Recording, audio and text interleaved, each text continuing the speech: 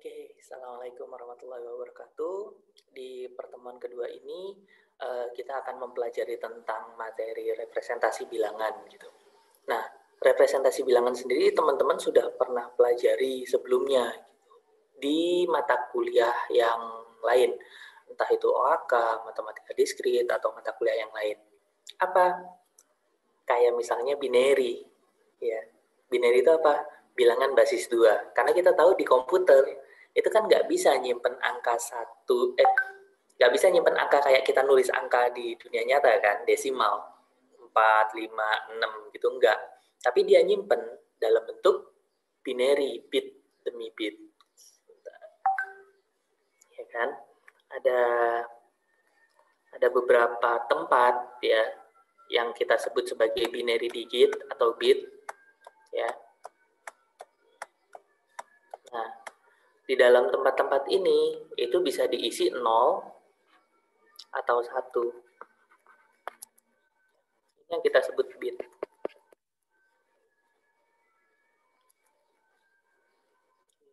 Nah, di komputer nyimpennya kayak gini, mau itu bilangan bulat, mau itu bilangan real, mau itu bilangan kompleks dan lain-lain, ujung-ujungnya akan berakhir sebagai 0 dan 1 gitu. Cuma pasti ada aturannya kan. Aturannya kayak apa? Kita akan lihat sama-sama.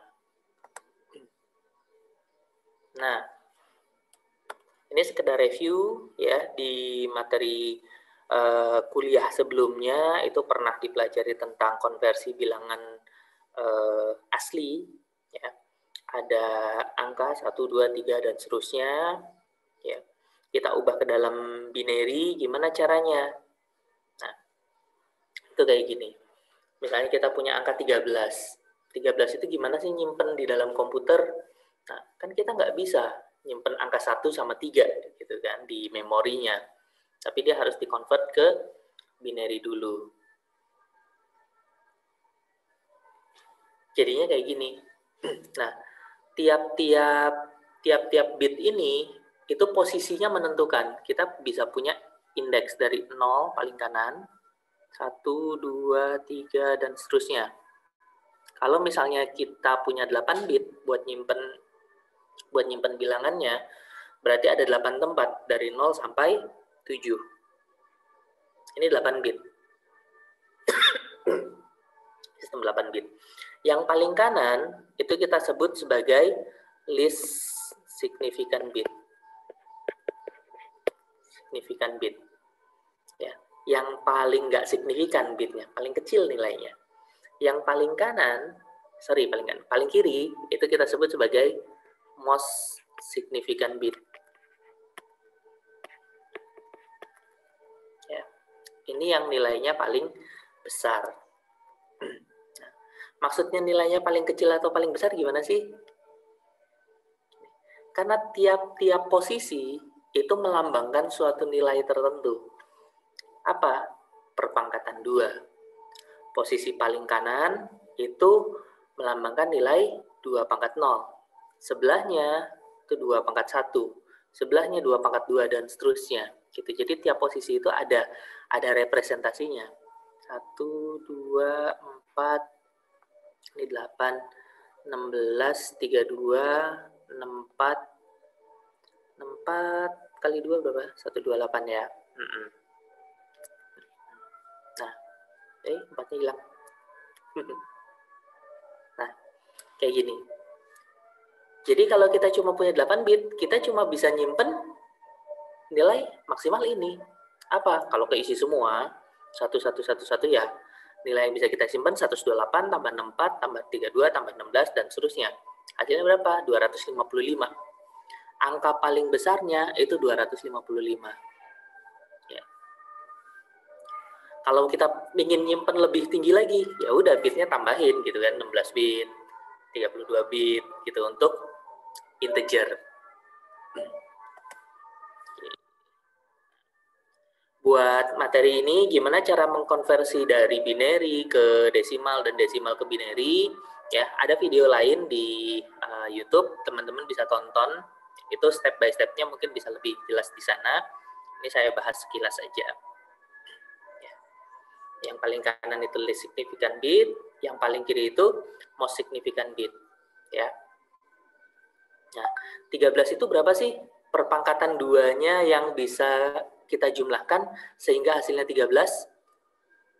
8 tambah 4 tambah 1 kan? 8 tambah 4 tambah 1, 13. Ada cara lain nggak? Nggak ada, gitu. Karena perpangkatan 2 dijamin unik untuk penjumlahan hingga kita dapat suatu bilangan asli. Ya. 8 tambah 4 tambah 1. Makanya nilai yang keisi ada di bit yang indeksnya 0, ya, indeksnya 2, sama indeksnya 3. Yang lainnya 0. Gitu. Nggak ada nilainya. Makanya 13 dalam 8 bit kita bisa tuliskan sebagai 00001101. Ya kan? Di posisi 3, 1, posisi 2, 1, posisi 1, 0, posisi 0, 1. Ini 13. Angka lain caranya kurang lebih sama.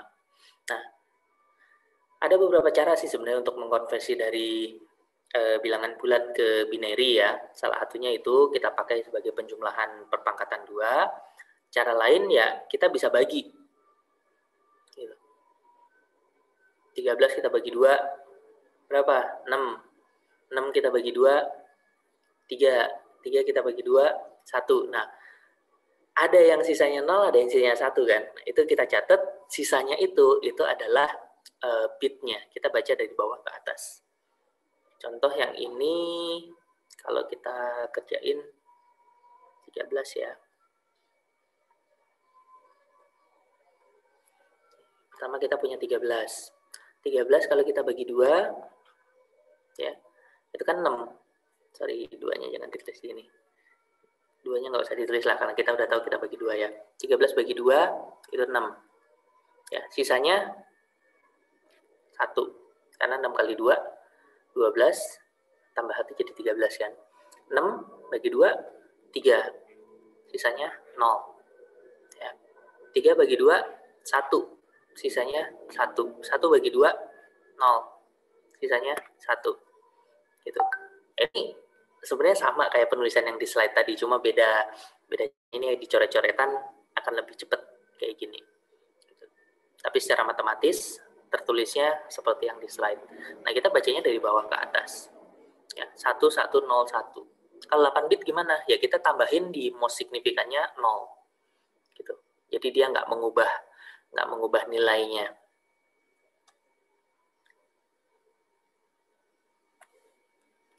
Oke, ini desimal ke binary ya. Cara pengerjaannya. Nah, yang jadi masalah adalah yang 1, 2, 3 dan seterusnya sampai 255. Dari 0 sampai 255 untuk 8 bit ya. Gimana kalau kita mau nyimpen bilangan negatif? Buat nyimpen bilangan negatif, kita nggak mungkin menjumlahkan bilangan yang positif ya. Perpangkatan 2 tadi kita jumlahkan, hasilnya jadi negatif, itu nggak mungkin. Makanya butuh ada aturan lain untuk bisa nyimpen bilangan negatif. Gimana?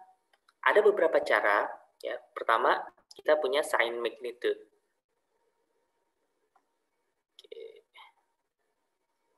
Ada sign magnitude.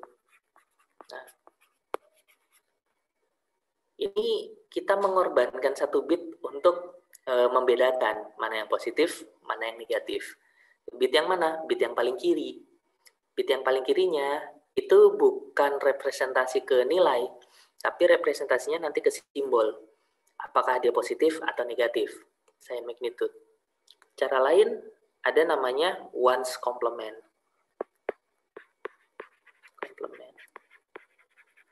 Oke. Sorry, ini tulisan.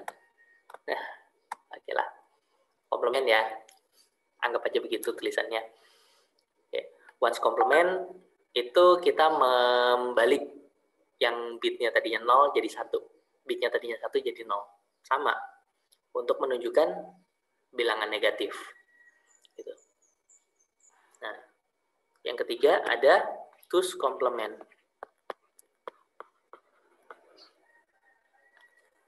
Two's complement. Two's complement mirip kayak one's complement. Bedanya apa? Nanti akan kita lihat. Habis itu ada apa lagi? Ada basis min 2. Basis min 2 atau negabinary. Negatif binary. Ya, basis min 2. Atau ada access key. Access key itu sebenarnya mirip kayak two's complement, cuma bedanya kita nggeser. Ya. Access key. Gesernya seberapa banyak? Sebanyak K ini. K itu angka, nanti diganti dengan bilangan bulat. Bilangannya sekian, kita mau geser 10 aja, ya udah access 10 berarti kan. Nanti representasi bilangannya jadi berbeda sedikit dengan two's complement. Tapi ininya sama. Yang lain ada lagi macam-macam, sebenarnya ada banyak. Tapi nggak semuanya kita pelajari, nggak semuanya kita pakai. Kayak yang basis min 2 itu, negabinary, itu sebenarnya secara praktikal itu nggak kita pakai. Kenapa? Banyak. Satu, perhitungannya juga lebih susah gitu kan, ada rules itu yang lebih rumit kalau kita terapin ke komputer. Yang kedua, representasi bilangannya itu nggak bulat, bukan nggak bulat ya, maunya nggak penuh gitu. Jadi ya penuh sih, tetap 256 bilangan yang direpresentasikan, tapi nggak dari min 128 sampai 127 gitu, nggak, atau dari 0 sampai 255, nggak, tapi agak geser sedikit gitu. Nanti dilihat lah, bisa ya. Tapi kenapa itu kita pelajari ya? Nantinya suatu saat bisa jadi ada suatu problem yang akan butuh solusi dari sistem bilangan tersebut. Makanya dipelajari terapannya kayak apa, itu nanti bisa jadi ketemunya belakangan. Setelah beberapa puluh tahun ke depan atau beberapa ratus tahun ke depan. Contoh aja ya, binary sendiri itu udah ketemu ya, konsepnya itu udah ditemukan dari tahun 1500 atau 1700-an gitu. Ya. Tapi implementasinya yang paling kerasa di komputer gitu. 200 atau 500 tahun setelah konsepnya ditemukan baru kepake gitu kan. Zaman dulu pikir buat apa gitu kan binary.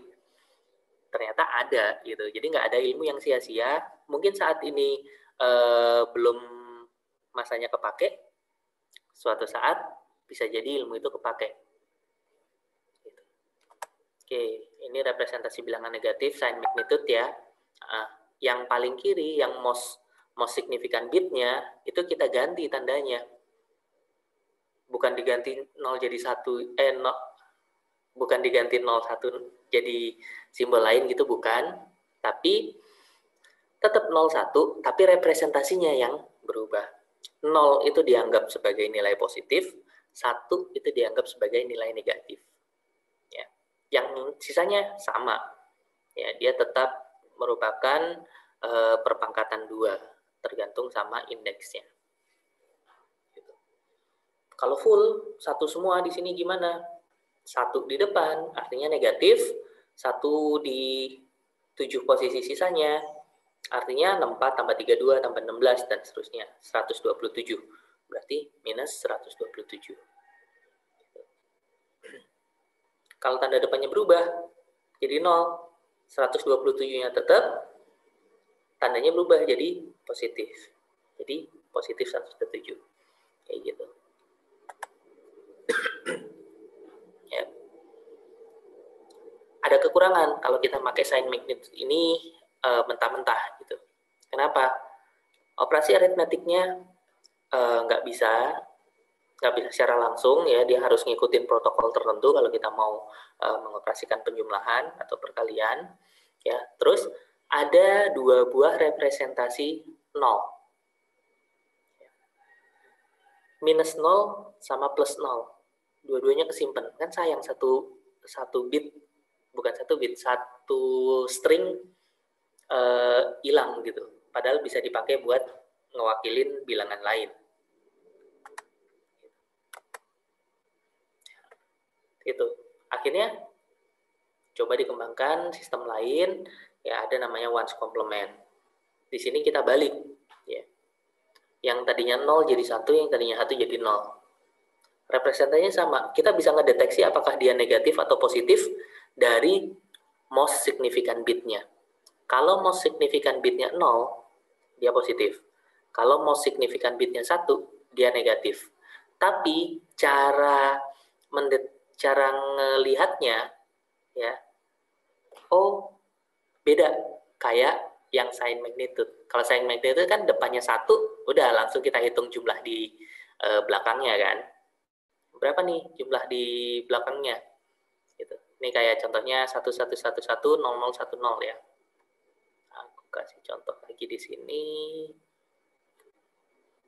1, wah lupa. Ya udahlah, ngarang aja. Suatu bilangan lain gitu. 11010010 ya. Misal ini. Nah, kalau kita pakai sign magnitude, bilang string biner ini berapa nilai desimalnya? Ya. Kalau dia sign magnitude, aku kasih ini aja deh, singkatan aja ya. Sign magnitude itu kita lihat depannya 1. 1 berarti dia negatif. Negatif berapa? Ya langsung kita lihat bit-bit belakangnya. Negatif dari, ini kan 7 ya. 6. 2 pangkat 6 itu 64. 64, 32, 16. Tambah 16. 8, 4, 2. Tambah 2. Terakhirnya 0. Ini. Jadi minus 82. Itu kalau sign magnitude. Kalau ones complement, sama negatif juga, cuma negatif berapanya, itu beda. Depannya 1, berarti dia negatif.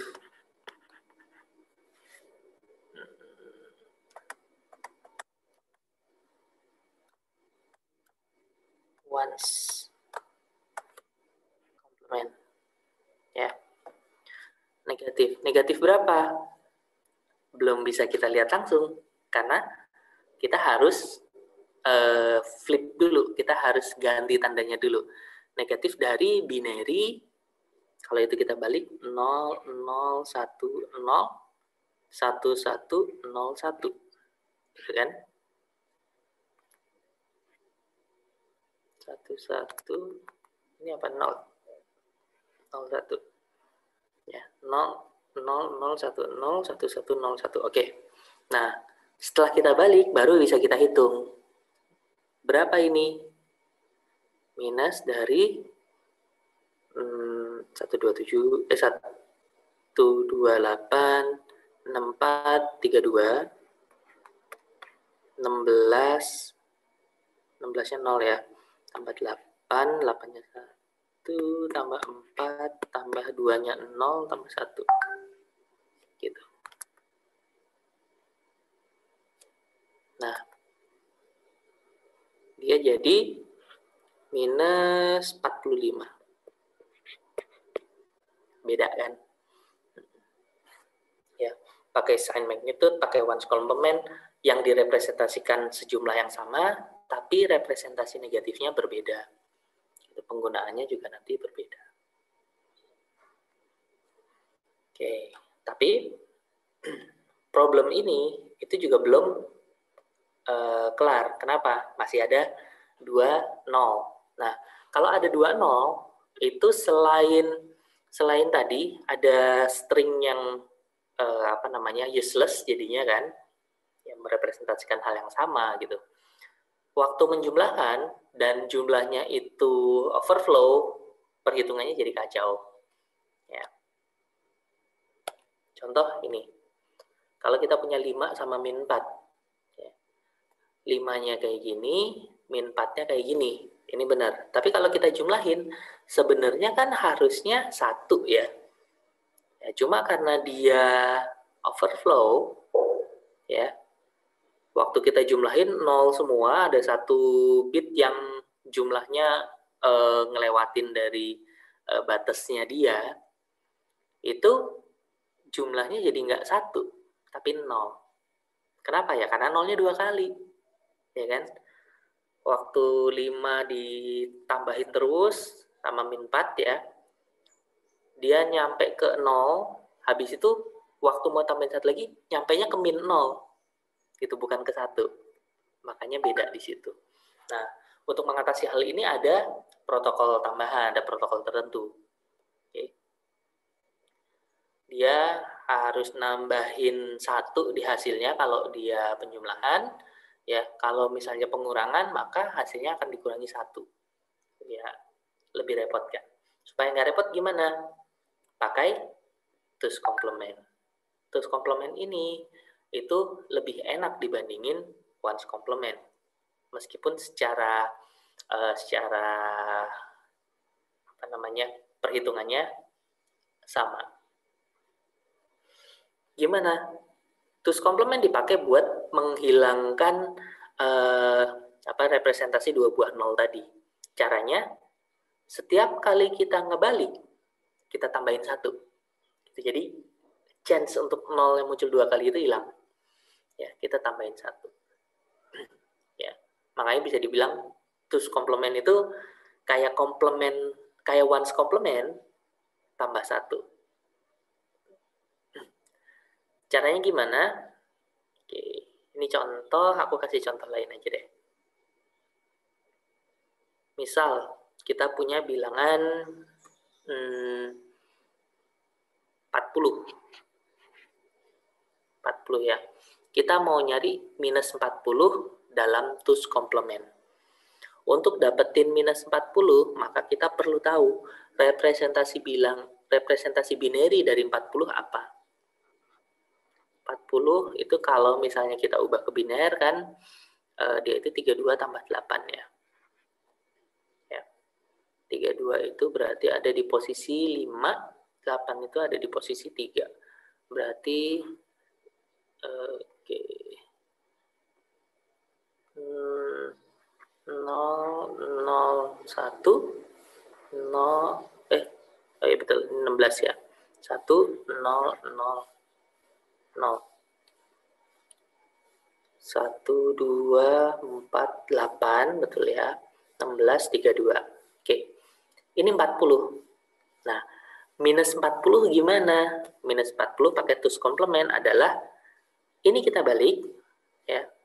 1, 1, 0, 1, 0, 1, 1, 1, kita tambahin 1. Penjumlahan binary bisa kan? 1 tambah 1, 10. 0. Kita taruh, satunya kita bawa ke sampingnya. 1 tambah 1, 10. Sama kayak tadi. 0 kita taruh, satunya taruh samping. 1 tambah 1, 10 lagi. 0 kita taruh, satunya taruh samping. 1 tambah 0, 1. Ini udah tambah 0 semua. Kita bisa salin. Oke, 1, 1, 0, 1, 1, 0, 0, 0. Inilah minus 40 dalam two's complement. Ya. Kalau sebaliknya, kita punya suatu binary, gimana kita bisa ngecek berapa bilangannya? Sama. Misalnya kita punya binary 1, 1, 1, 0, 0, 0, 1, 1.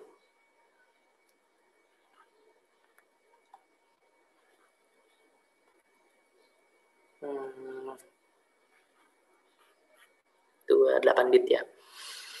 Oke. Berapa bilangan desimal yang diwakili oleh binary ini dalam two's complement? Kita lihat depannya, depannya 1, berarti dia negatif. Ya, ini sama dengan negatif dari sesuatu. Negatif dari sesuatu, sesuatunya apa? Untuk tahu sesuatunya itu apa, maka kita perlu balik. Baliknya gimana? 0, 0, 0, 1, 1, 1, 0, 0. Cukup? Belum. Kali ini masih balikannya ones complement. Ya. Kan kita balik caranya pakai twos complement kan? Maka kita perlu tambahin 1.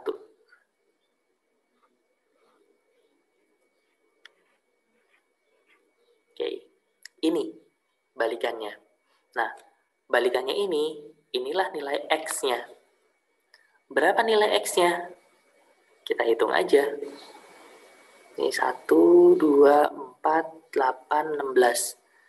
Dia 16 ditambah 8 ditambah 4 ditambah 1. Ini kan posisi-posisi yang keisi kan itu.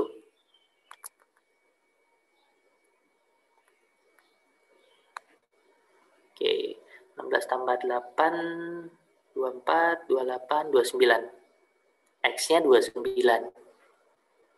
Min X-nya, ya, representasi dari string biner yang di atas berapa? Minus 29. Jadi sama aja, mau dari desimal ke binary, caranya kayak gitu, dari binary ke desimal, caranya gitu. Kita perlu ngebalik kalau depannya 1. Kalau depannya udah 0, sama persis kayak konversi binary ke desimal. Positif aja. Gitu. Ya. Ini twos complement. Nah, di komputer yang sering kepake itu twos complement. Twos complement sama XSK untuk di beberapa tempat. Ya. Makanya di kuliah ini teman-teman coba dibiasakan untuk mengkonversi. Meskipun nanti yang konversi sih komputer juga gitu kan. Tapi teman-teman harus tahu dulu representasinya seperti apa. Kenapa? Kaitannya dengan nanti kita akan pelajari tentang galat dan apa namanya algoritma untuk memecahkan suatu masalah numerik tertentu. Itu kita harus tahu di dalam komputer nyimpennya kayak gimana supaya kalau kita nanti mau modifikasi itu bisa. Ya. Meskipun jarang kesananya. Oke. Selain twos complement, XSK yang sering dipakai. XSK apa? Dia modifikasi dari twos complement.